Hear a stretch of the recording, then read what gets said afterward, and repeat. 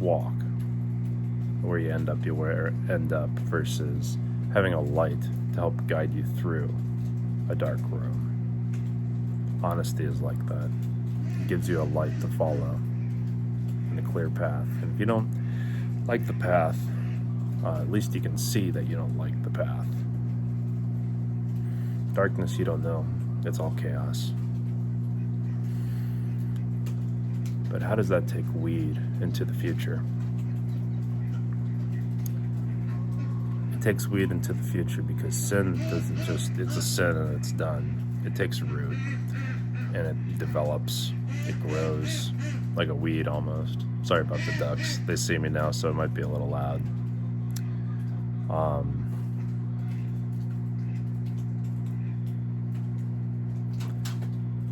And then that weed just keeps getting bigger and bigger and bigger, and then it's just, while you're trying to grow and do things in life, you get this giant, massive weed in the way of you just getting an honest look of how things are.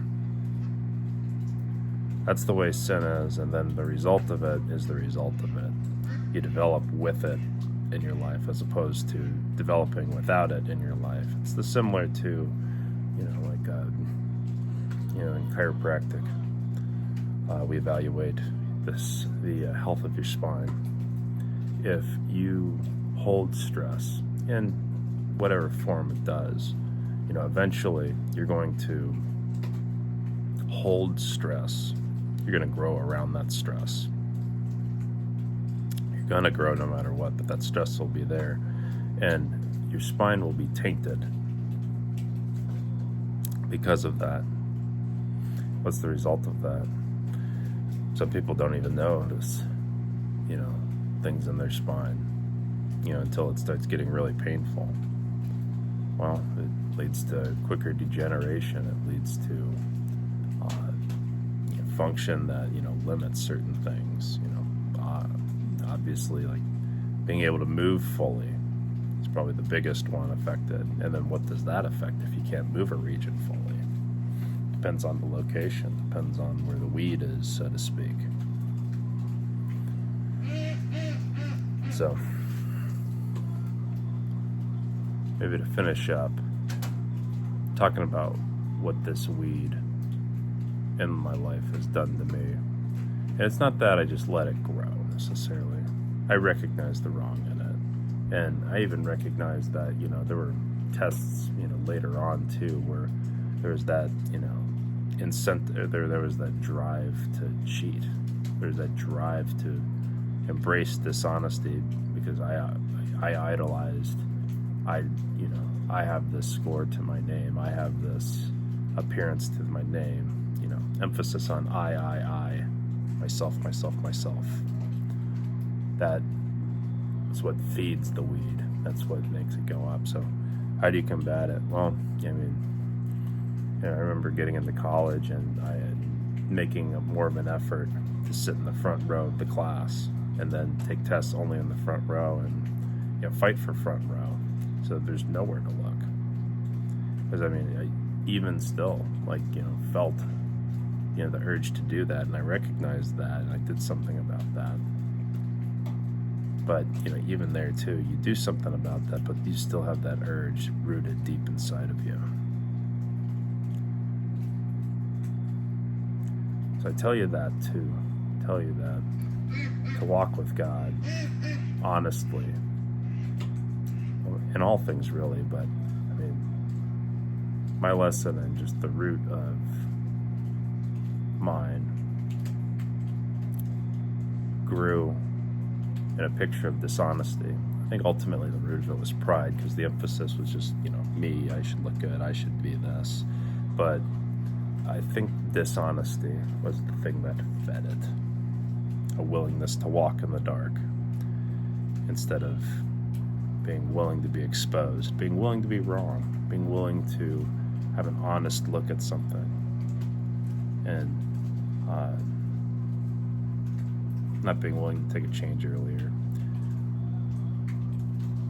The struggle with that now, and what I was praying about this morning, was just talking about, letting God know, and I think I get caught up in kind of the same dishonest things, trying to just look for something revolutionary, or just something that, just changes my profession, or just helps me stick out, in the pack, just so we can go down a route that just,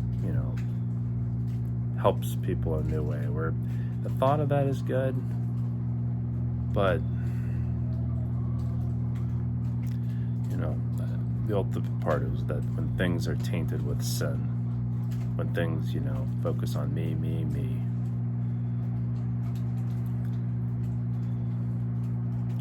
you just get overwhelmed pretty quick. I think that when you keep God at the forefront, you do good in the ways that you know how. You hold Him close, and even it's okay to try to discover new things and try new things and grow in new things. I think two things in doing that is, one, do it with people. You don't have to share everything with them, but just, be willing to expose yourself and work with people. And then the second thing would be honest in your take to those things. If you're going to be a chiropractor, be honest about what you know and what you don't know. And be willing to, grow. And be willing to be shown light and walk down paths. This video is probably long enough. I love you so much, Chi-Chi. And the prayer for you is that you live an honest life. No one's looking at you to, change the world. No one's looking to you to, be the answer to something that's been missing for a long time. Nobody's looking at you to be their savior.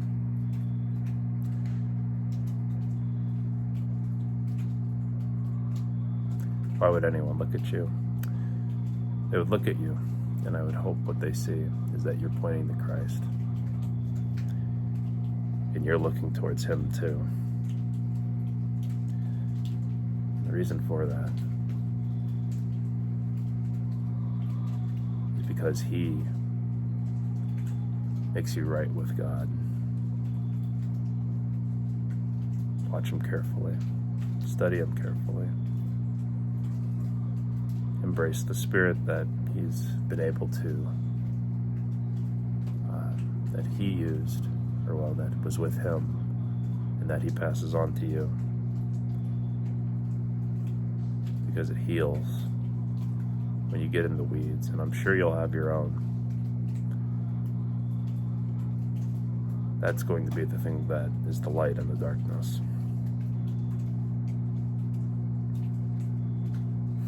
I love you so much.